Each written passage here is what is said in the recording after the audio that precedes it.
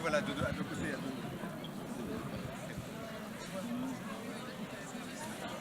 Je vais reculer un peu.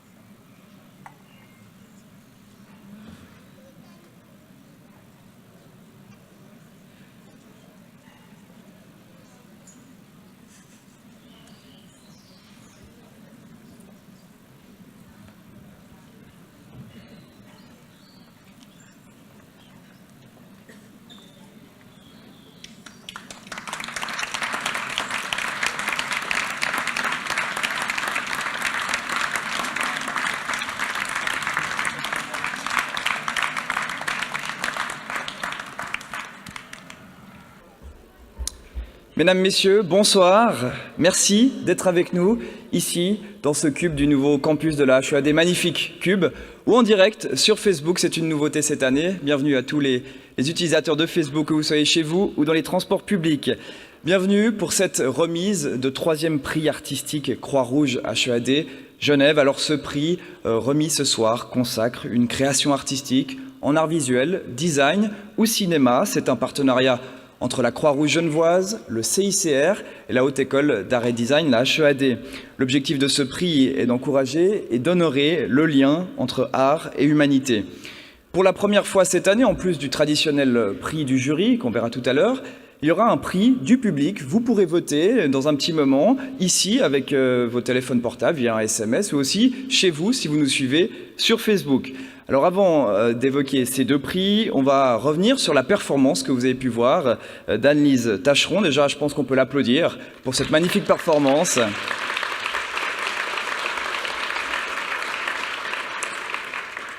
Une performance intitulée Plaza, que Anne-Lise Tacheron a fait. Elle a obtenu un bachelor en 2007, un bachelor en art visuel, option action et interaction. Alors avant de parler de ce que vous avez pu voir, on va aussi citer les 9 personnes qui ont participé, les 9 performeurs qui ont participé à cette œuvre. Il y a Alexandra Barraud-Drapier, Indra Berger, Louise Bompet, Pauline Cocard, Daphné Garae, Monica Kazi, Jessie Richard, Jérémy Saadi et Nelson Schaub. Je crois qu'on peut aussi, eux, les applaudir.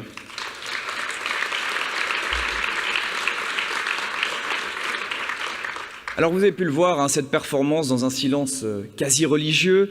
Dans cette performance, il est question des liens qui nous unissent à la communauté et à la façon dont chaque individu, citoyen, citoyenne, dans un cadre contraint, peut penser son rapport à l'autre, peut collaborer, exprimer sa solidarité avec le groupe, faire des choix. Alors je ne sais pas si vous avez vu, mais à l'intérieur de chaque vêtement, l'artiste a cousu des étiquettes sur lesquelles sont écrites des injonctions à réaliser, des actions. Dans cette sculpture de vêtements cousus, les performeurs ont bougé, l'ont activé, une narration s'est construite. Ils ont improvisé, c'était une improvisation, ils ont dû faire des choix, être dans l'écoute, avec comme objectif de ne pas faire de mouvements brusques, pour ne pas déchirer leurs vêtements, tout en apportant leur propre imaginaire. Voilà donc pour cette performance Plaza, qui a été, je crois, fort appréciée. Une dernière fois, je crois qu'on peut applaudir Anne-Lise Tacheron pour cette magnifique œuvre.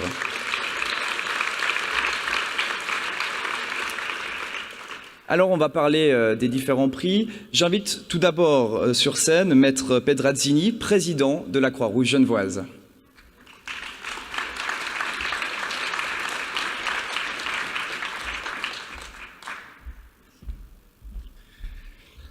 Merci. Alors, monsieur, vous avez oublié qu'il y avait 10 performers. Il y en a un 10e, c'est moi. J'ai une étiquette que Madame Anne-Lise Tacheron m'a donnée. Donc je vais essayer de coller au script, à cette étiquette qui m'a été donnée. Et puis ils se sont mis à plusieurs parce que ma directrice générale m'en a donné une autre, Madame Digelman une 3e. Bref, tous ils m'ont dit soit bref et drôle. Donc évidemment, c'est assez difficile. Mais je vais commencer par la partie la plus importante.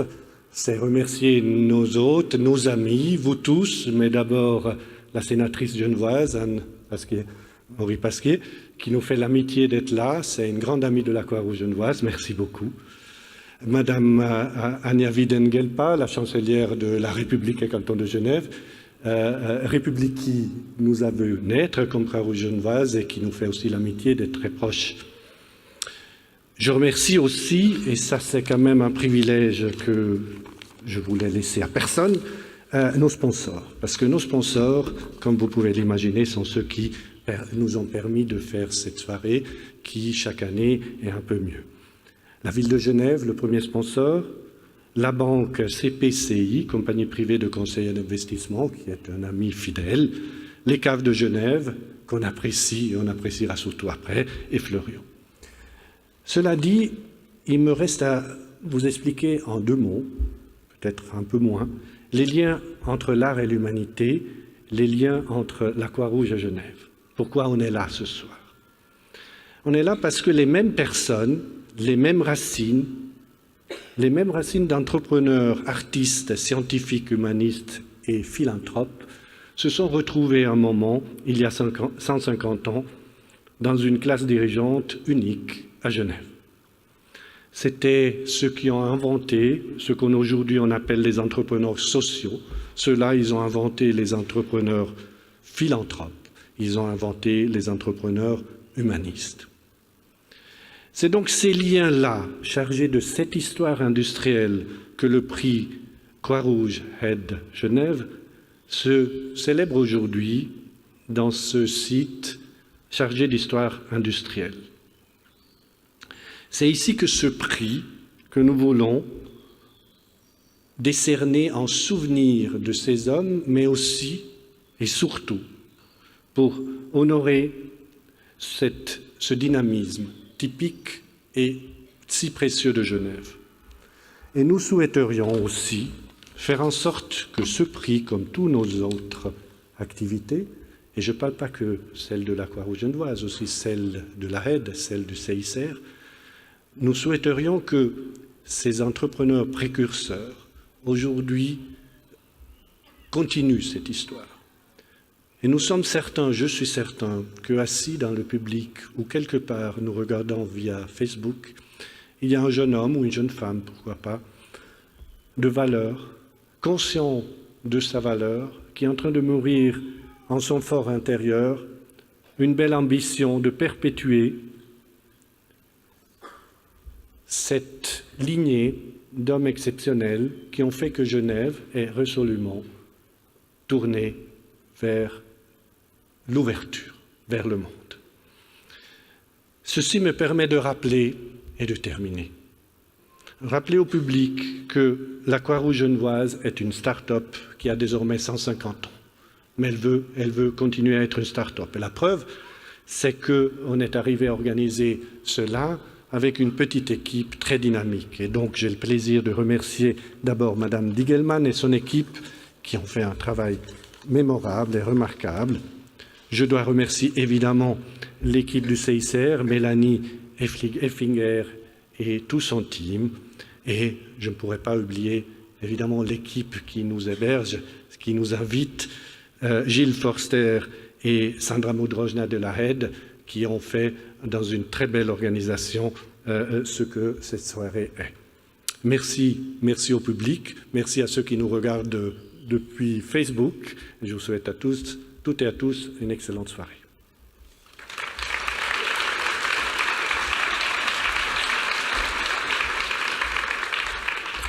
Merci beaucoup, Maître. À présent, j'invite sur scène Yves Dacor, qui est le directeur du comité international de la Croix-Rouge, le CICR. Yves Dacor.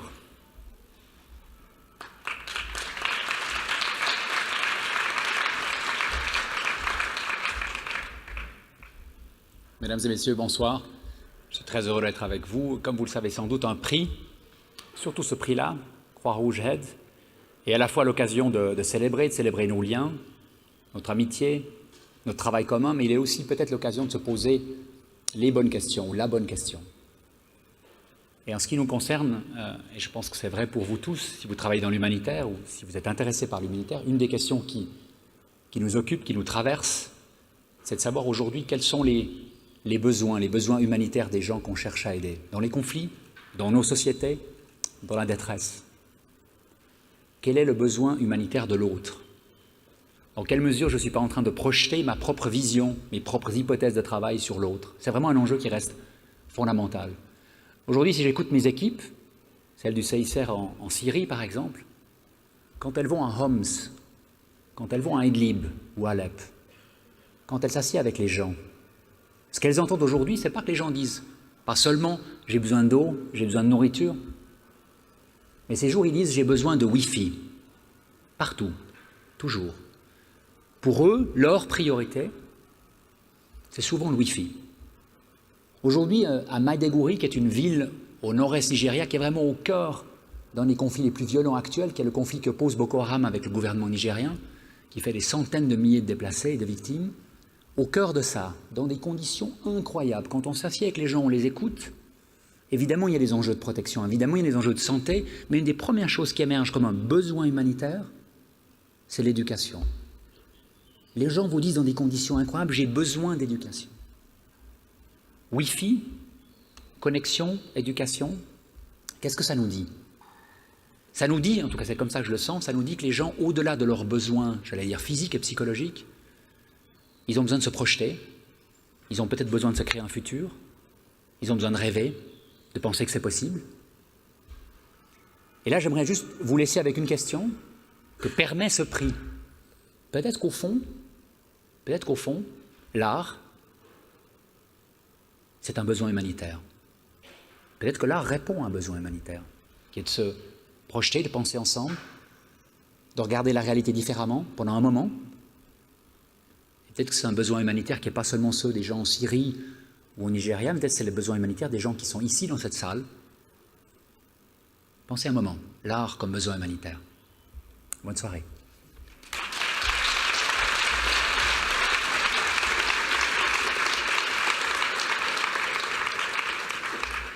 Ces deux prix sont donc un partenariat entre la Croix-Rouge genevoise, le CICR et la Haute École d'Art et de Design, la HEAD, dont j'invite le directeur Jean-Pierre Greff à nous rejoindre pour dire quelques mots, et il va nous présenter les 5 finalistes.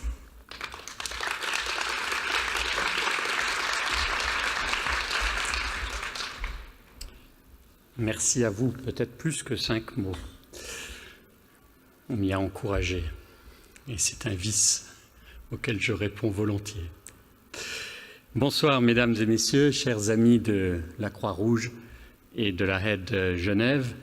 Bienvenue à mon tour pour cette 3e édition du prix artistique Croix-Rouge HEAD Genève, dans cet espace magnifique qui, on ne le répétera plus les années suivantes, est devenu, vous le savez, notre nouveau campus.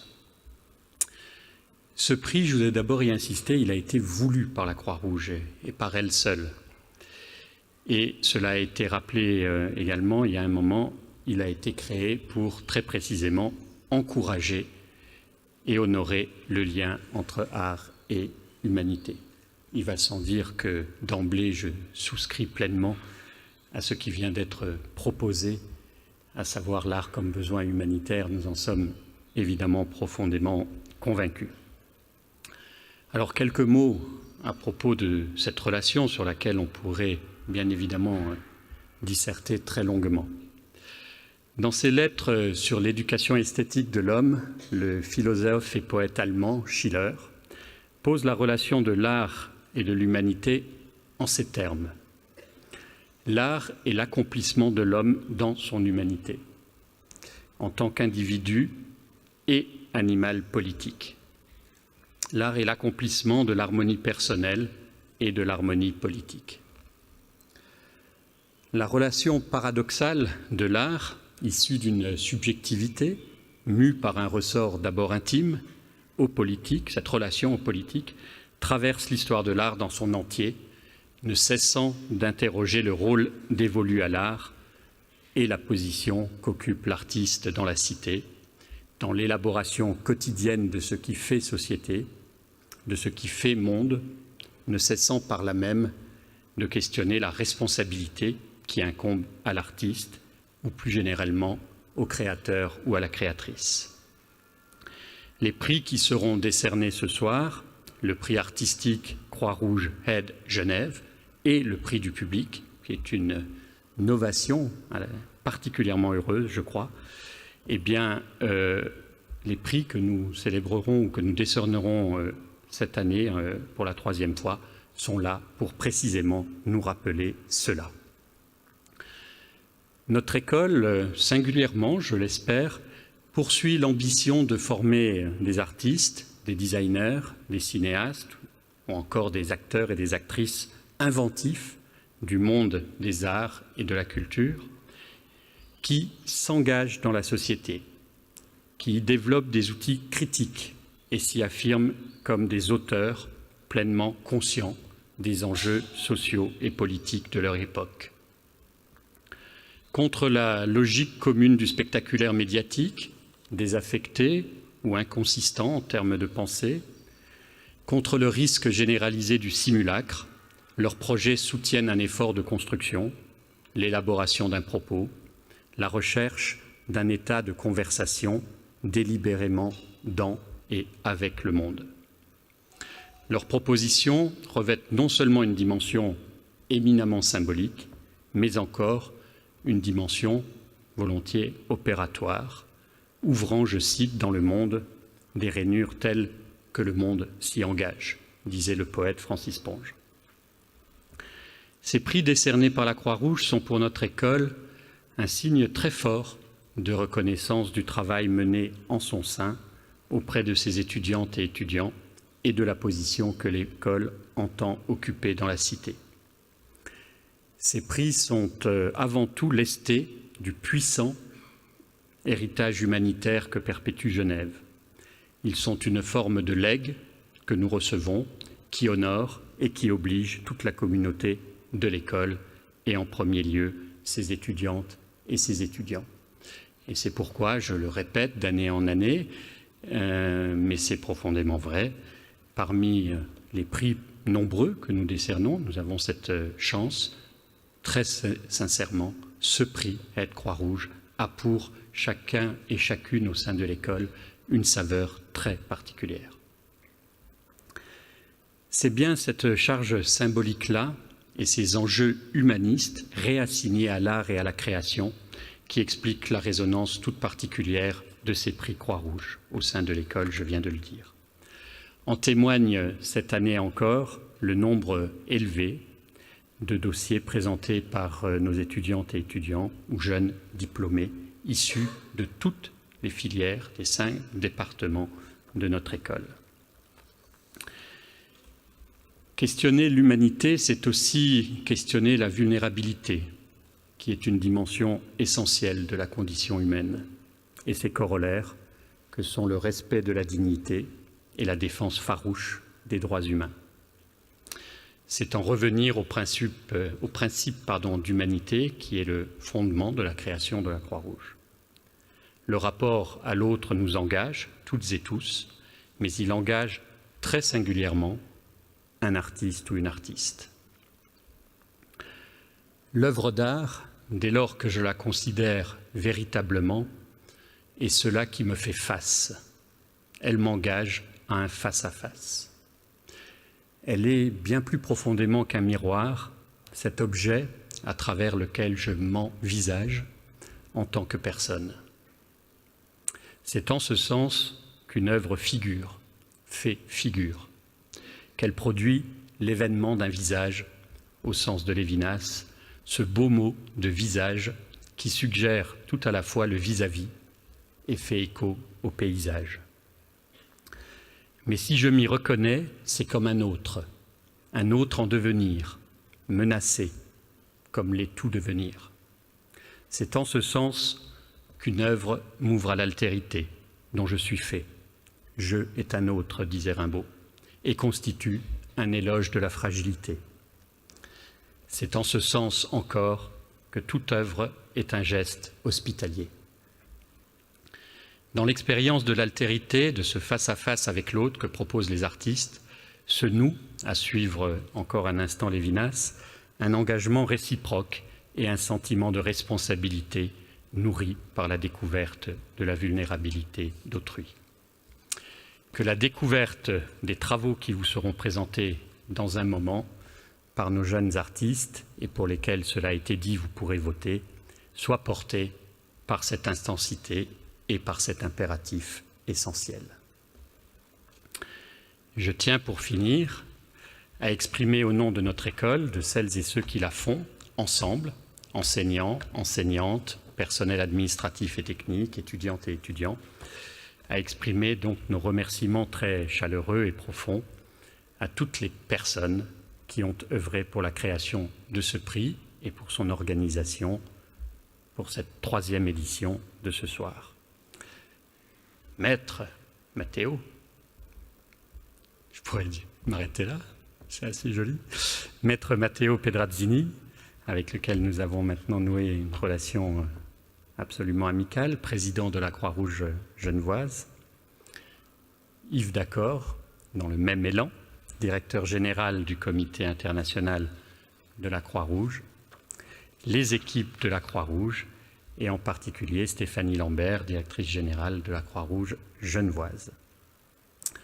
Je voudrais remercier également les membres du jury, Madame Barbaron Zanon di Valgiurata, je ne sais pas si ma prononciation est tout à fait adéquate, j'ai fait au mieux, présidente du jury au titre de la Croix-Rouge genevoise.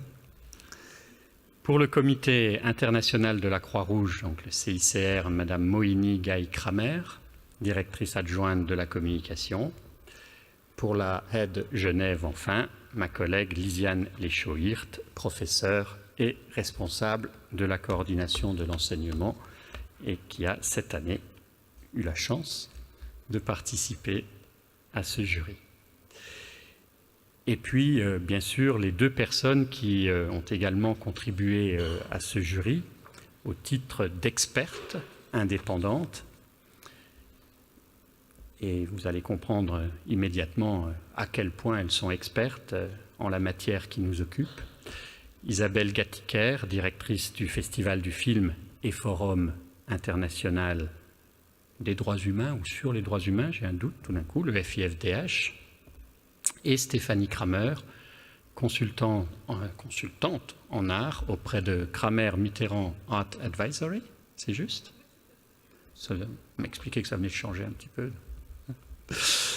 Merci à vous toutes et à vous tous. Merci à toutes les personnes qui ont apporté leur soutien pratique et intellectuel à l'organisation de cette soirée. Je voudrais également signaler que la scénographie qui présente les travaux des 5 nominés pour ce prix, cette scénographie a été réalisée par le jeune mais brillantissime collectif Galta, qui est un collectif d'alumni de notre école.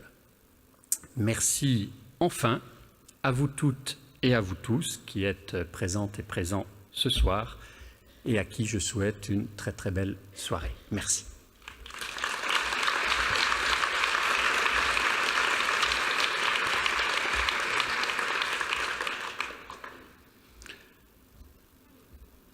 Que dois-je faire? Où est notre maître de cérémonie? Bien.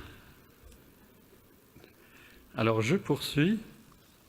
Ce sera là, rassurez-vous, assez bref, une présentation tout à fait factuelle et une présentation surtout des personnes, puisque je crois qu'il est d'usage et c'est très heureux que les jeunes artistes, designers, créateurs, créatrices présentent eux-mêmes leur travail en quelques mots. Donc je ne vais évidemment pas leur couper l'herbe sous le pied et simplement vous présenter les nominés et nominés EES. D'abord le collectif Ming, avec un projet qui s'intitule Lost and Found. Le collectif Ming, M-I-N-G-H, est formé de 3 étudiantes en art visuel de notre master trans, peut-être particulièrement préoccupés par les questions de relations art et humanité, notamment dans la dimension sociale, parfois difficile, de cette relation. Le collectif est formé de Carissa Mitchell, qui est née en Arizona. Je sais pas, je donne même les dates, je ne sais pas si c'est vraiment nécessaire, mais enfin bon. 1986, elle a grandi à Rockford, dans l'Illinois. Elle est diplômée de l'université de l'Illinois, ou Illinois, j'imagine University à Chicago. Et elle a rejoint notre master trans en 2015. Elle vit donc désormais et travaille à Genève.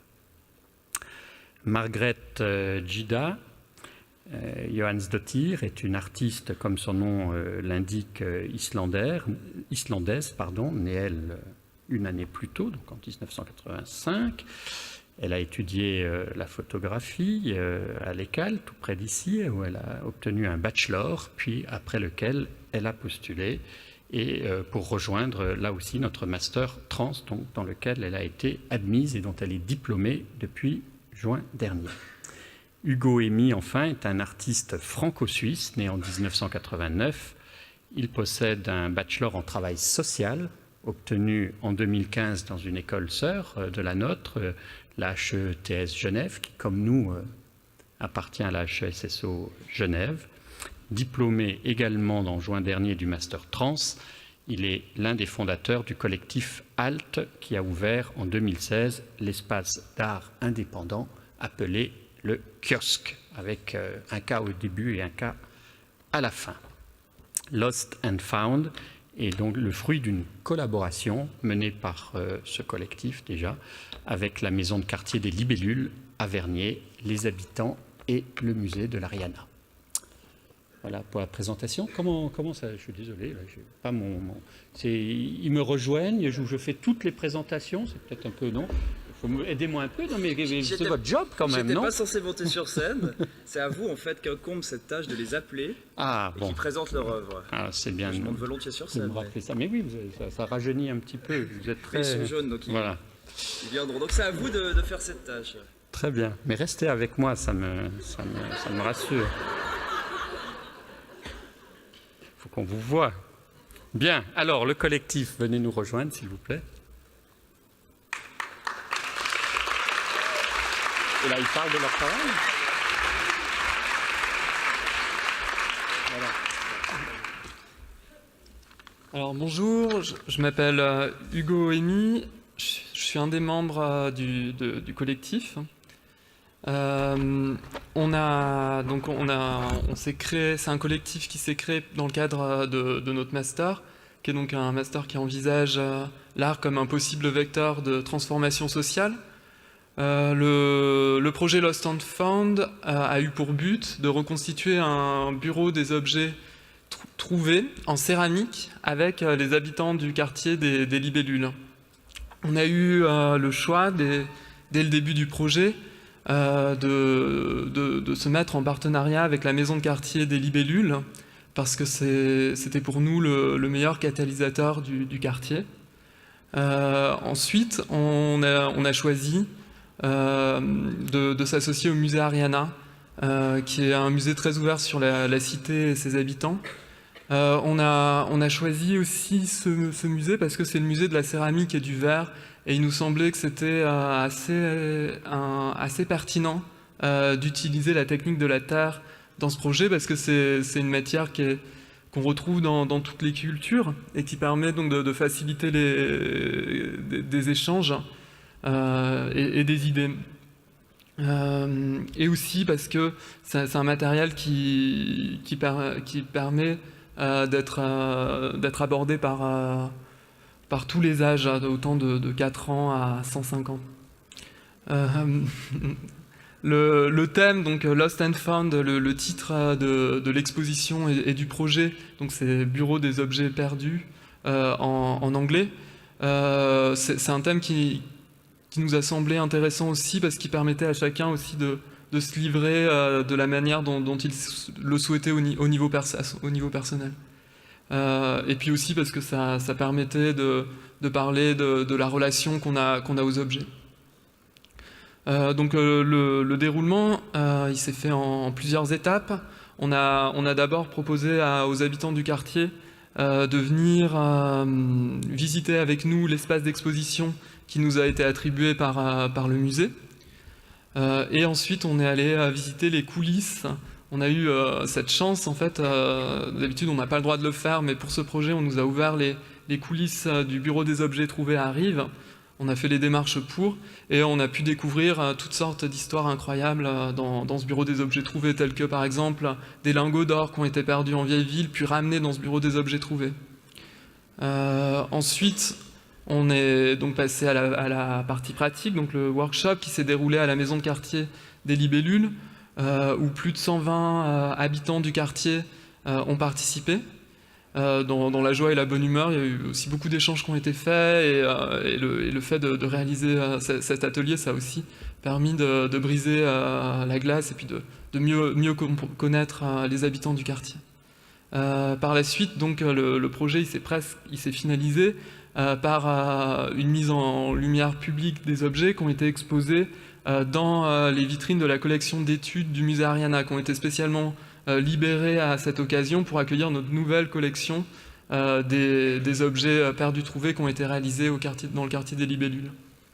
Pendant toute la durée de l'exposition, on a pu former et engager des jeunes du quartier pour qu'ils réalisent des visites guidées de l'exposition plusieurs fois.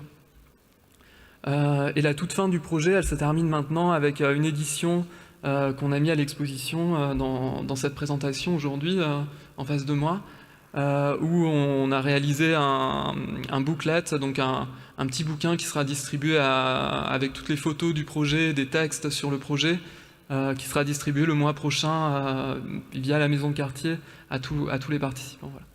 Je vous remercie de m'avoir écouté. J'ai terminé ma présentation. Je termine juste par les remerciements donc à tous les habitants du quartier des Libellules qui ont accepté de nous suivre dans cette aventure. La maison de quartier des Libellules, le musée Ariana, la aide et la Croix-Rouge, et ainsi que le collectif Galta qui a fait l'installation aujourd'hui. Merci beaucoup. Voilà.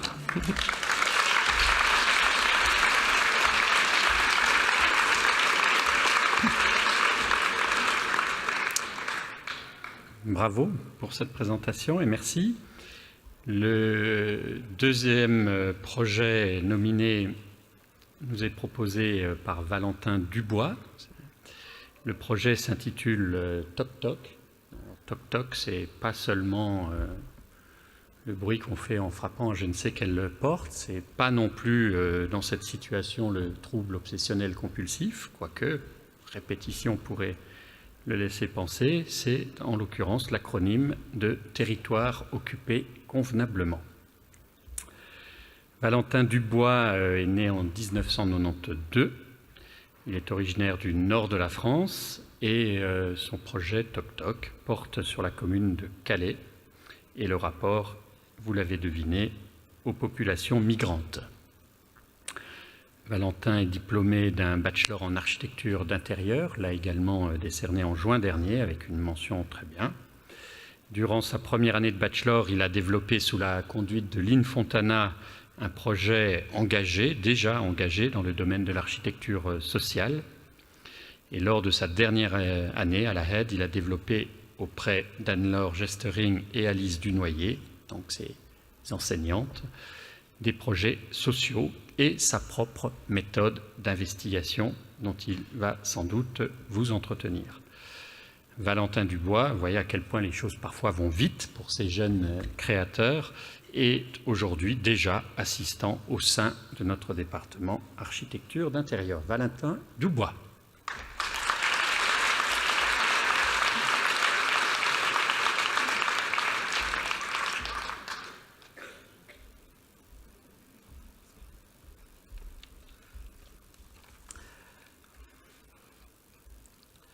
Alors bonsoir à toutes et à tous. Je vais vous présenter donc mon projet de bachelor intitulé Toc Toc, territoire occupé convenablement. Alors, comment accueillir dignement? Rattacher les migrants de Calais à la ville, rendre de nouveau le lien visible, charnel tout autant, parfois conflictuel, mais bien réel, entre eux et nous, et la volonté dans laquelle s'inscrit le projet Toc Toc. Redonner la possibilité aux hommes de vivre dignement et de s'entraider en contournant une politique locale hostile et le défi complexe, mais bien réel, auquel j'ai essayé d'apporter une solution. Conduire Calais vers son rendez-vous du XXIe siècle en faisant de la crise migratoire un atout pour la ville est une formidable opportunité d'enrichir le quotidien de tout Calaisien. Mais comment construire l'hospitalité ? Par quels moyens et dispositifs spatiaux peut-on faire de Calais, point central de la migration, vous le savez tous, une cité plus hospitalière? Par quel processus peut-on faire en sorte que chaque Calaisien puisse accueillir dignement, en fonction de sa motivation et de ses convictions, des réfugiés au cœur d'une ville pauvre mais généreusement humaine? Ils sont aujourd'hui, vous le savez, pas loin de 1500 migrants, hommes, femmes et enfants, à être coincés dans les limbes de Calais. Aucun point de fixation n'est toléré. Narguée par la mer, elle est pourtant leur seul recours. Seul moyen de gagner l'Angleterre, cette terre en dehors de l'espace Schengen, promesse d'autre chose, d'un ciel plus serein, d'un avenir meilleur.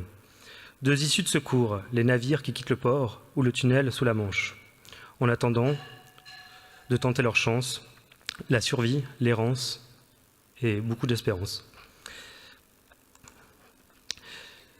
Mais la réalité sociale est tout autre. Vous connaissez peut-être cette légende amérindienne. Il y a le feu à la forêt, tous les animaux prennent la fuite, le colibri seul vole jusqu'à la rivière, remplit d'eau son minuscule bec et repart à tire-d'aile renverser le contenu sur la fournaise. Il fait des allers-retours comme ça, toute la journée, et quand un hippopotame lui fait observer que ces quelques gouttes d'eau sur un aussi grand incendie, c'est dérisoire, le colibri lui répond « Peut-être, mais je fais ma part ». La part du colibri, pour mes amis calaisiens, cela consistait quand les migrants squattaient encore dans le centre-ville, à leur apporter de la nourriture, des couvertures, des vêtements, à discuter avec eux, puis ensuite évacuer vers la jungle de Calais, à faire plus ou moins la même chose, mais moins souvent. Détacher les migrants de Calais, couper le lien visible, charnel, tout autant, parfois conflictuel, mais bien réel, existant entre eux et nous, a été la première erreur commise. Images, fantasmes et peur de l'inconnu ont en effet remplacé ces rapports difficiles mais humains qui s'étaient constitués dans la ville. Rencontrer et comprendre. Se rendre à Calais, rencontrer et discuter avec les habitants, les politiques, les réfugiés, les ONG, a permis d'établir un principe qui permet à chacun de donner et de recevoir, quelle que soit sa motivation. Au cœur de Calais, des quartiers composés de multitudes d'îlots habités. Entrés dans la réalité des Cailloux, le quartier que vous pouvez voir juste derrière moi, le projet se développe à partir des potentiels spatiaux et sociaux de ce contexte urbain. Il prend en compte les différents degrés de motivation des Calaisiens à accueillir et propose de nouveaux scénarios afin de permettre aux réfugiés d'occuper de façon légale le territoire. Alors, comment occuper de façon légale le territoire ? Cette proposition spatiale et sociale se veut le futur d'une ville à construire ensemble. Occuper les parcelles privées et les zones de copropriété est la stratégie développée.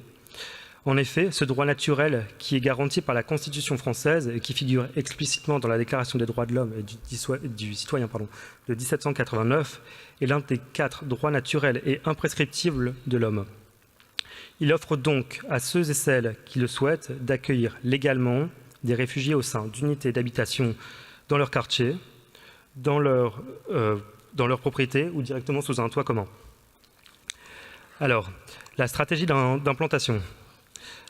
La première étape consiste à identifier des zones d'implantation qui sont non occupées. La seconde, à fixer un cadre afin de s'inscrire dans les éléments architecturés du quartier. Pour faire qu'un. La troisième consiste à venir glisser les unités d'habitation sur cette trame verticale dont la hauteur a été définie. Puis ensuite, celles-ci, une fois surélevées, permettent de créer des espaces, de nouveaux espaces sociaux en dessous. La construction et la mise en œuvre des modules se veut simple et efficace, afin d'être réalisé par tous. Le dispositif est pensé comme un processus ouvert, puisqu'il ne faut pas oublier, mais différentes cultures sont concernées et vont s'approprier cet habitat. Donc voilà, le dispositif est pensé comme un processus ouvert de sa forme spatiale jusqu'à ses modes d'utilisation. Ce projet ne serait pas abouti sans l'écriture d'une lettre destinée à la maire de Calais qui marque l'aboutissement de ma démarche. Je vous invite à la lire dans l'espace scénographié qui lui est réservé, juste derrière. Je terminerai par cette citation. La sagesse, c'est d'avoir des rêves suffisamment grands pour ne pas les perdre de vue lorsqu'on les poursuit. Voilà, merci à tous.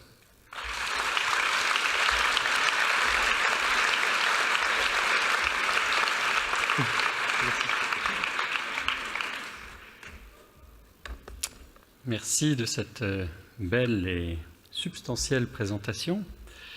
Nous poursuivons avec la proposition de Caroline Ether qui s'intitule « Corps », mais non pas comme vous pourriez l'entendre spontanément, enfin avec plusieurs orthographes possibles du reste, mais c'est une fois encore un acronyme COR. Ça me fait penser, c'est peut-être l'occasion de mettre un tout petit peu de légèreté. Quand je suis, je crois que tout le monde doit le savoir, mais enfin, on ne me le rappelle plus beaucoup depuis 2-3 ans, mais quand je suis arrivé en Suisse il y a 13 ans, chose est faite. Une des premières choses que j'ai faites, quand même, c'est j'ai acheté en arrivant un dictionnaire français roman. C'est une très belle lecture, je dois vous dire d'ailleurs.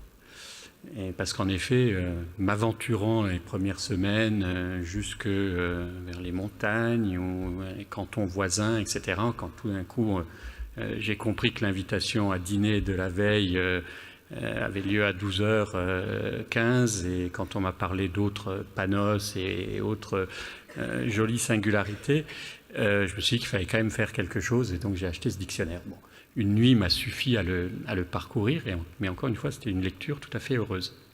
Ce qui a été un petit peu plus compliqué, c'était les acronymes. Alors je sais qu'il est coutume de dire ici que les Français sont absolument maîtres en la matière, au pire sens du terme. C'est sans doute vrai, mais enfin, on est pas mal non plus en Suisse, de ce point de vue. Et 2-3 ans après mon arrivée, d'ailleurs, avec mon ami Dario Gamboni, nous avions décidé de fonder l'ALCA, c'est-à-dire l'Association de lutte contre les acronymes intempestifs. Voilà. Bref, revenons à plus de sérieux.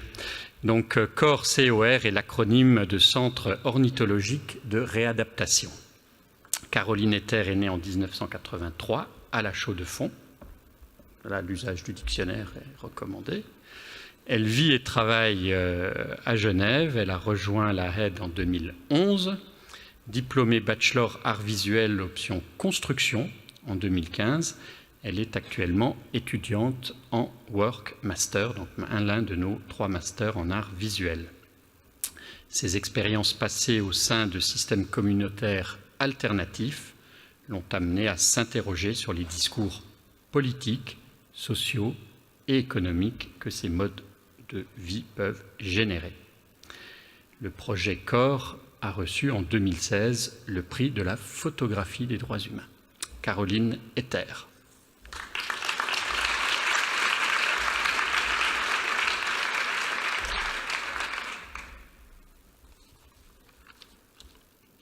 Alors, bonjour à tous et merci d'être présents. Donc, je m'appelle Caroline Ether et le projet que je vais vous présenter s'appelle COR. Comment exprimer, par le prisme de l'art, les singularités, les différences ainsi que les discriminations sociales, ethniques ou politiques rencontrées par certaines communautés? Comment les représenter sans risquer de les stigmatiser ou de les dénaturer dans la tentative de vouloir leur donner de la visibilité? Le travail que je vous propose ici est issu de ces interrogations, ainsi que d'une réflexion sur la question migratoire, dans ce qu'elle reflète de nos sociétés occidentales, notamment concernant notre rapport à l'altérité et les discours qui en découlent. Donc, COR est le titre de la pièce, mais aussi l'acronyme d'un centre ornithologique de réadaptation à Genève. Cette association est composée de spécialistes en espèces ornithologiques, de scientifiques et de vétérinaires. Son objectif est d'accueillir et de réinsérer des oiseaux qui, lors de leur trajet migratoire, ont rencontré des difficultés d'ordre divers et qui n'ont plus la capacité de se débrouiller dans leur environnement naturel. Si j'ai gardé l'acronyme du lieu comme titre de la pièce, c'est également pour faire référence aux différentes organisations mondiales dont les acronymes servent de nom. Donc l'installation se compose de 3 éléments distincts mais qui forment un tout. Une série de 24 photographies, une prise de vue, un objet, une fonction, celle d'aider à la réadaptation des oiseaux dans leur milieu naturel. Une vidéo, un lieu d'abord perçu de l'extérieur, au travers d'un grillage, ensuite de l'intérieur. Des plans fixes et circulaires balayent l'espace, dévoilant des bungalows en tôle, des grillages et de la verdure, ou encore des boîtes en plastique grillagées empilées les unes sur les autres. Le 3e élément, un entretien sonore dont je vous propose d'écouter un extrait. J'ai mon collègue qui a dû intervenir tout à l'heure, qui a capturé une maman, etc., pris les jeunes et on relâche avec la maman. Ça, c'était une intervention assez délicate. Pourquoi? Parce que le balcon, c'était des barreaux. Elle était dans une caisse à fleurs. Il a fallu maîtriser très rapidement 3 jeunes, aider d'un agent de la police municipale. Mais auparavant, puisqu'on avait une route à fort trafic, j'ai téléphoné à la centrale police et je leur ai fait mettre un dispositif de protection. C'est-à-dire que c'est un véhicule qui ralentit la circulation, un autre véhicule qui est de travers, et après, les policiers avaient une filoche. Donc c'est l'interview du responsable du centre qui explique la gestion de ce lieu de soins et d'accueil, les différentes infrastructures ainsi que les problèmes que rencontrent les oiseaux pendant leur trajet migratoire. Mais toutes références ornithologiques ont été volontairement supprimées pour jouer sur l'ambiguïté des propos tenus. En axant mon travail sur un centre de réhabilitation ornithologique, j'ai fait apparaître en filigrane la problématique migratoire des personnes. Ainsi, CORE est un projet qui brouille volontairement les pistes, jouant sur l'ambiguïté et la porosité des discours. Je tiens à remercier le collectif Galta pour sa participation au montage scénographique des structures. On a réfléchi ensemble au module pour que celui-ci puisse aller dans le sens du travail proposé. Donc la structure réalisée est un clin d'œil à la volière du London Zoo Snowdon Aviary de l'architecte britannique Cedric Price. Je tiens également à remercier le prix Croix-Rouge pour l'attention qu'il porte aux artistes en créant un prix qui soutient une démarche engagée. Pour terminer, je remercie l'AED pour son investissement et son soutien auprès de ses étudiants. Merci.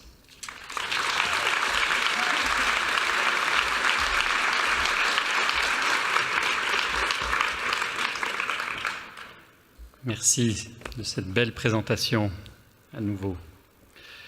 Quatrième projet qui nous est proposé par Xenia Lucie Lafeli. We are not hungry, just self-reliant. Xenia Lafeli est vaudoise. Vous avez vu que les origines sont extraordinairement diverses. Hein. Vous verrez encore tout à l'heure, c'est plusieurs continents qui se trouvent à travers cette simple sélection de 5 projets et, si j'ai bien compté, 7 ou 8 étudiants. Les origines sont diverses. Ça correspond là aussi à notre identité genevoise, bien évidemment, que d'être ce lieu où des personnes viennent de bien des horizons du monde. Et le jury, je le dis au passage, travaillé d'une manière qui pour moi est tout à fait idéale, puisque la sélection des 5 projets nominés témoigne de toutes ces diversités qui sont celles de notre école, diversité d'origine géographique, je viens de le dire, mais aussi diversité des départements de l'école, puisque je crois qu'ils sont presque tous représentés à travers cette sélection, diversité d'âge, mais aussi, et une école telle que la nôtre est riche de toutes ces diversités. Alors, Xenia est vaudoise, elle est née en 1985, elle possède un bachelor mode de la HEAD obtenu en 2012 et elle a été plus récemment, en 2016, diplômée brillamment, d'ailleurs, master en design, mode et accessoires. Lauréate des bourses déliées que décerne le canton, République de Genève, le Fonds cantonal d'art contemporain, donc lauréate de ces bourses déliées en 2017, elle a par ailleurs été finaliste du prestigieux Festival international de mode et de photographie de Hyères, pour lequel elle a réalisé encore il y a quelques mois un très beau projet de scénographie. Voilà, Xenia.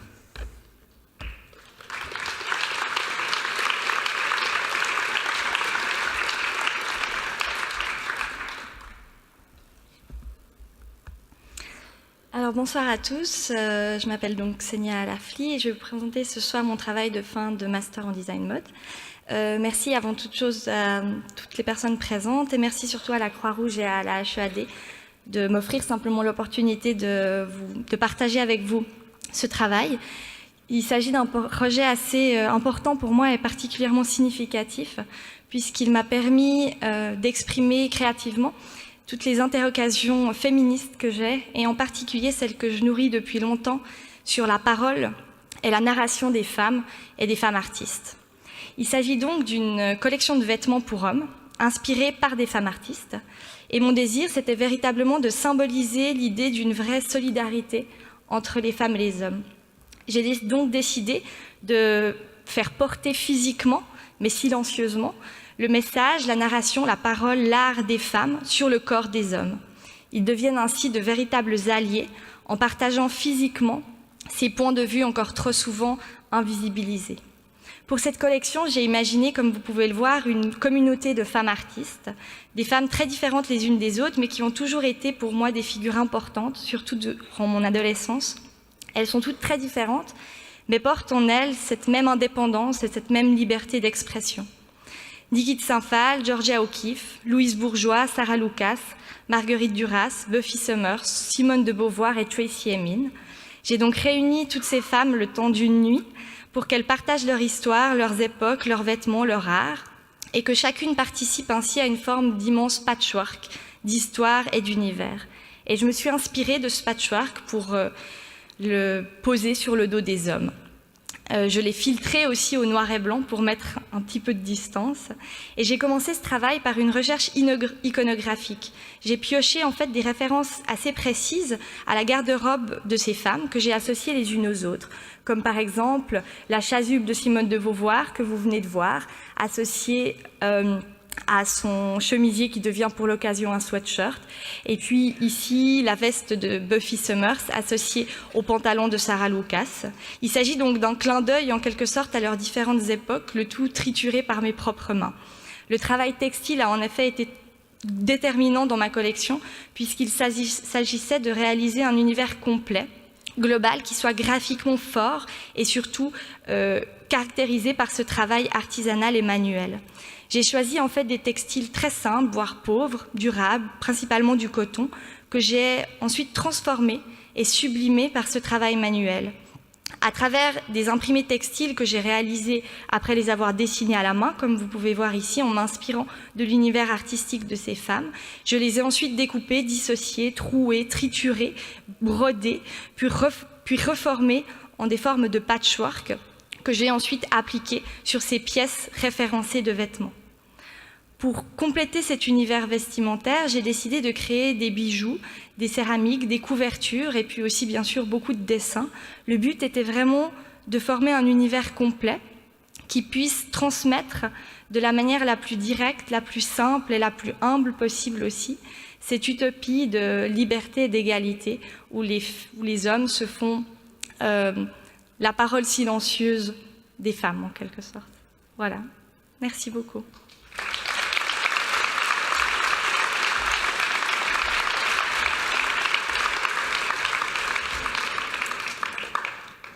Merci Xenia.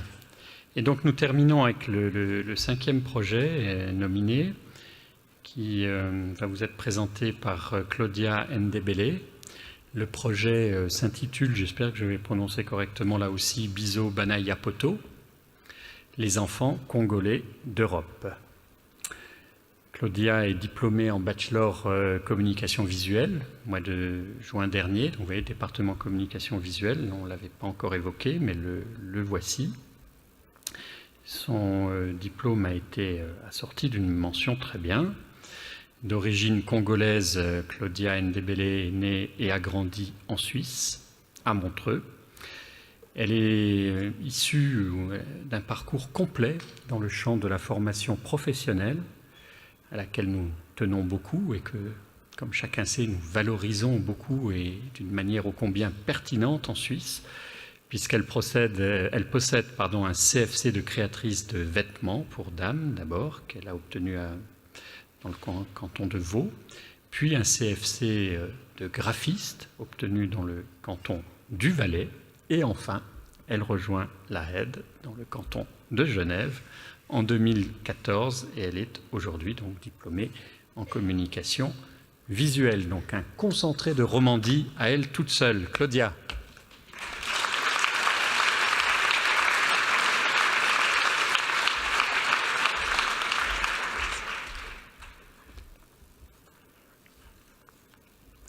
Bonsoir à tous. Je m'appelle Claudia Ndebele. Biso Banaya Poto, qui veut dire « Nous les enfants congolais d'Europe », est une recherche personnelle que j'ai effectuée lors de mon travail de bachelor en communication visuelle. Banaya Poto est une expression congolaise non péjorative désignant les enfants de la diaspora congolaise qui ont les moyens. Cependant, ce terme m'a questionné sur mon appartenance, mon histoire, mes origines, ainsi que sur ma propre identité. Depuis toujours, je ressens un sentiment ambigu en ce qui concerne mes deux cultures. Avant de me lancer dans ce travail, et pour me convaincre que je n'étais pas la seule à éprouver ce sentiment, j'ai eu besoin d'en parler. C'est dans cet état d'esprit que j'ai entrepris des interviews de personnes d'origine congolaise nées en Suisse. Elles ont également évoqué cette ambiguïté liée à un sentiment de double appartenance.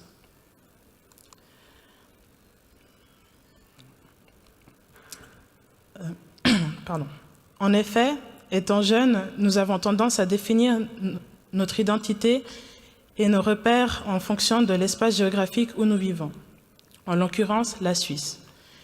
Nous adoptons en général automatiquement les pratiques des groupes sociaux auxquels nous appartenons, les loisirs, les fêtes d'anniversaire, les camarades de classe sont autant d'éléments qui structurent notre identité. Mais les personnes d'origine congolaise nées en Suisse que j'ai interrogées ainsi que moi-même avions un autre dénominateur commun en plus, le fait de n'être jamais allés dans notre pays d'origine. Et cela pour diverses raisons telles que le coût élevé du voyage ou encore une situation politique difficile. Le regard des autres nous fait assez rapidement nous rendre compte que la réalité, notamment lorsque des proches nous disent « tu ne seras jamais considérée comme une Suissesse, mais comme une Africaine vivant en Suisse ». Ou encore lorsque l'on énonce le fait que nous ne sommes jamais allés dans notre pays d'origine et que l'étonnement se lit sur le visage de nos interlocuteurs. De ce fait, grandir entre deux cultures peut facilement nous amener à en mettre une de côté. Avec ce travail, j'ai cherché à comprendre quelle était la relation que nous avions avec notre culture d'origine, nous les enfants congolais vivant en Suisse. J'ai également essayé de sonder cette frontière étrange entre deux cultures qui s'opposent et s'interpénètrent à la fois. Lors des interviews que j'ai entre autres demandé à visionner des albums photos de famille de mes interlocuteurs, j'ai ensuite sélectionné et collectionné un certain nombre d'images qui témoignent des divers aspects de cette culture congolaise avec laquelle nous avions grandi. J'avais alors à ma disposition un répertoire d'images et tout en créant un rythme entre les images et les pages, j'ai mis en lumière les expériences, les difficultés et les sentiments auxquels nous pouvions être confrontés. J'ai utilisé le passeport comme objet visuel permettant de délimiter les différents chapitres. J'ai en outre voulu mettre notre langue, le lingala, au premier plan par le biais de proverbes africains. Il me semblait en effet fondamental de mettre en évidence cette langue que nous ne parlons pas, que nous ne comprenons pas. Excusez-moi. Cette langue que nous ne parlons pas, mais que nous comprenons très bien. Tout au long de l'édition, on peut découvrir différentes thématiques telles que l'immigration, la communauté, mais aussi la mode. Actuellement, je me demande toujours dans quelle mesure nous allons conserver la culture de nos parents et assimiler celle du pays dans lequel nous vivons, qui est malgré tout, en partie tout du moins, devenu le nôtre. Je souhaite élargir la visibilité de celui-ci afin que d'autres personnes qui se questionnent aussi sur leur histoire puissent y voir un exemple les concernant de près ou de loin. De plus, je souhaite dans cette optique poursuivre ma quête en me rendant au Congo-Kinshasa et développer un travail photographique en lien avec mes origines. Merci.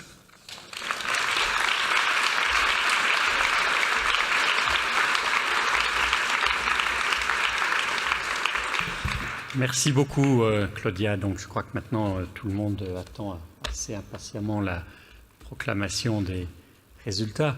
Je voudrais peut-être vous dire encore d'un mot combien, et je crois que vous serez d'accord avec moi, sinon vous protesterez, mais combien j'ai trouvé ces 5 présentations éloquentes. au meilleur sens du terme. Il s'agit évidemment de propos parfaitement libres qui n'ont pas été accompagnés. Ce sont des propos de jeunes créateurs, de jeunes artistes, déjà, même après un bachelor soutenu il y a quelques mois, pleinement responsables de leurs propos, de leur parcours, de leurs projets.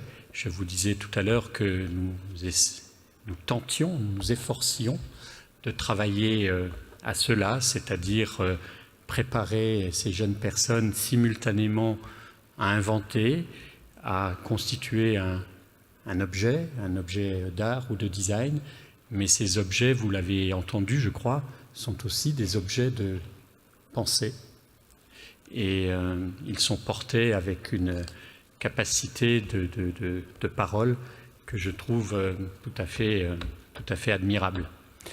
Il y a un vieil adage, vous le savez, qui parfois vieil et éculé, vieux et éculé, qui disait « Artiste, coupe-toi la langue ».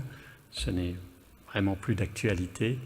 Et je suis très heureux de voir nos jeunes diplômés porter d'une manière aussi actuelle et aussi forte leur projet. Merci.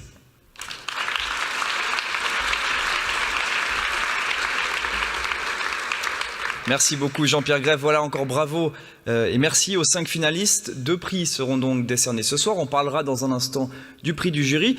Mais d'abord, nous allons ouvrir les votes du prix du public. La question est simple. Parmi ces 5 projets, quel est votre projet préféré? Alors, c'est pas compliqué. Vous prenez votre téléphone portable et vous envoyez un SMS à ce numéro. Vous avez reçu cette feuille sur votre chaise. Le 0041 79 807 37 60. 1 pour le collectif Ming, 2 pour Valentin Dubois, 3 pour Caroline Etter, 4 pour Xenia Lucie Lafli et 5 pour Claudia Ndebele. C'est pas très compliqué. Les numéros ne sont pas surtaxés, mais n'essayez pas de voter plusieurs fois. Il n'y a qu'un vote qui est compté par numéro de téléphone, parce que je sais que certains vont essayer de faire plusieurs fois. Voilà, vous avez 10 minutes pour voter pour votre projet favori, que vous soyez donc ici, dans ce cube du nouveau campus de la Haide, ou chez vous, sur Facebook, vous pouvez aussi voter. N'hésitez pas donc à voter.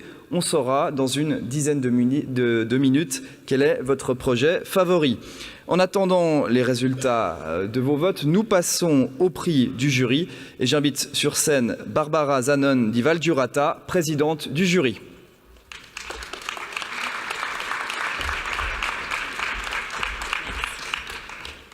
Je vais être brève parce que vous avez tous de l'impatience.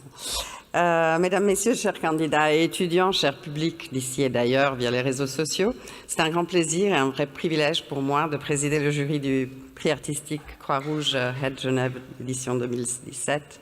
J'aimerais bien avoir à côté de moi le reste des jurés, donc j'appelle Madame Moïni Kramer, Madame Lisiane Lechaud-Hirt et deux membres indépendantes, Madame Stéphanie Kramer et Madame Isabelle Gattiker.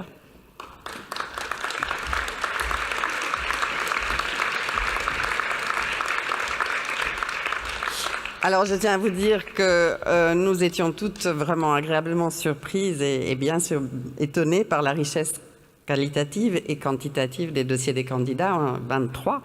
Et nous avons plongé avec curiosité dans les projets variés représentant tous les domaines artistiques. C'était une expérience enthousiasmante de voir qu'en plus, tous les candidats avaient bien à cœur de fusionner la création, l'élan artistique avec une profondeur d'inspiration humanitaire et sociale. Nous avons quand même dû délibérer et le choix fut complexe, vu les disciplines aussi différentes que le vidéo, la mode, architecture, graphisme. Mais nous devions en tirer 5 finalistes, donc vous avez pu apprécier les réalisations là-bas derrière et écouter leurs présentations maintenant. On a eu donc une nouvelle séance de discussion après les 5 finalistes et nous avons désigné le ou la gagnante en privilégiant surtout une vision à travers le projet, une vision de sensibilité, de réalisation, de crédibilité, d'inspiration et d'aboutissement. Et pour nous, pour le jury, le projet devait représenter un vrai trait d'union, une passerelle entre l'art et l'humain, un lien enrichissant qui nous élève et qui nous unit en même temps. Nous tenons donc à féliciter tous les candidats en leur souhaitant de continuer à nous émerveiller, à nous émouvoir, à nous surprendre et surtout afin qu'ils poursuivent avec conviction leur inspiration, bien conscients de la chance de pouvoir évoluer grâce à une liberté d'expression qui est un vrai privilège dans cette partie du monde où nous sommes. Le prix Croix-Rouge-Head 2017 Genève a été attribué au collectif Ming pour Lost and Found.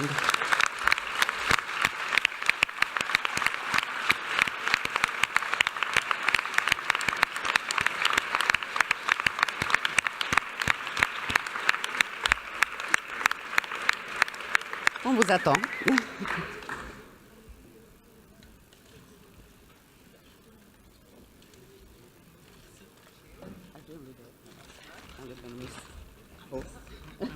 Bravo, je ne sais pas qui vous le partagez. Bravo.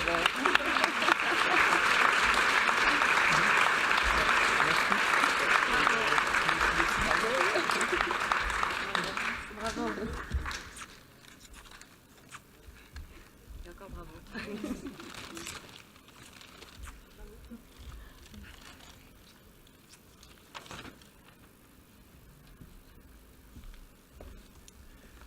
Donc voilà, encore bravo au collectif. Je vais rappeler juste la procédure pour le prix du public. On peut encore les applaudir, le collectif Ming.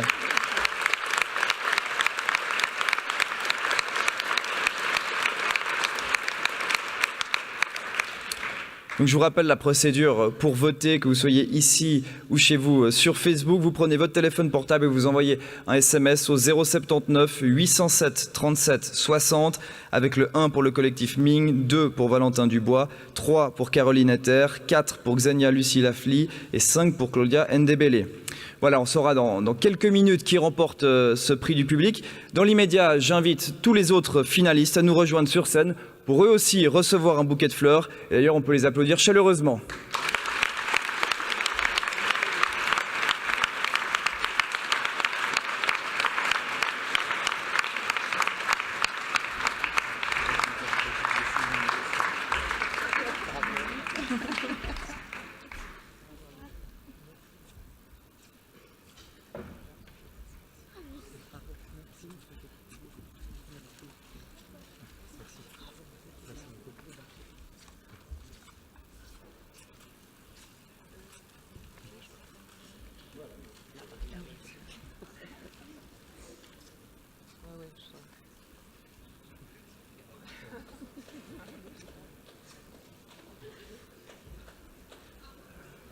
C'est fini?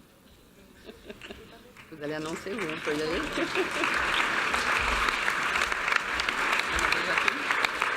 Donc voilà, je crois qu'on peut aussi remercier le jury d'avoir récompensé donc le collectif Ming. On va me donner, là je vais devoir meubler quelques instants, on va me donner le gagnant du prix du public. Je ne l'ai pas encore, donc vous voyez que c'est vraiment honnête, hein, on ne triche pas. C'est vraiment vos votes. On va peut-être revoir le numéro, je ne sais pas si on peut encore voter. Non, je crois que le vote est fini. Je vois l'enveloppe arriver à pas de géant.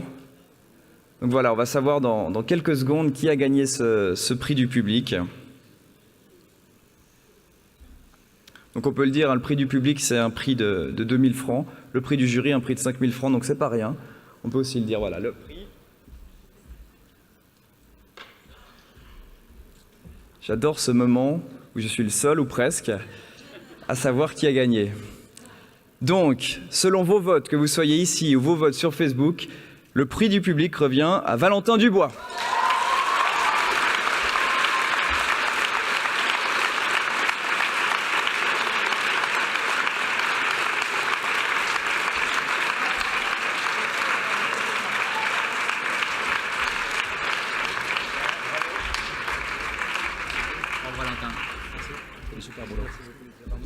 Vous avez le droit à ça. Ah ouais, 2.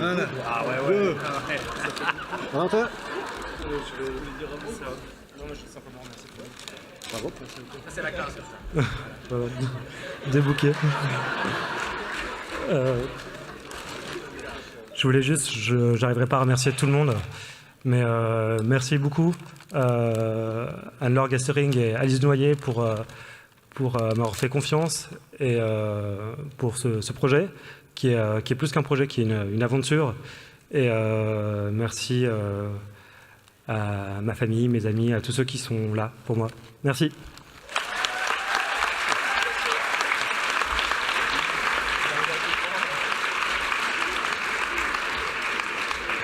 Voilà, encore bravo aux 5 finalistes et aux 2 lauréats. On arrive au terme de cette cérémonie. Merci de l'avoir suivi ici ou sur Facebook depuis ce nouveau campus de la Haide, ce cube du nouveau campus de la Haide. Je vous invite tous à rester maintenant pour profiter d'un cocktail dînatoire. Et on se retrouve l'année prochaine pour le 4e prix Croix-Rouge HEA des Genève. Merci à tous et très belle soirée.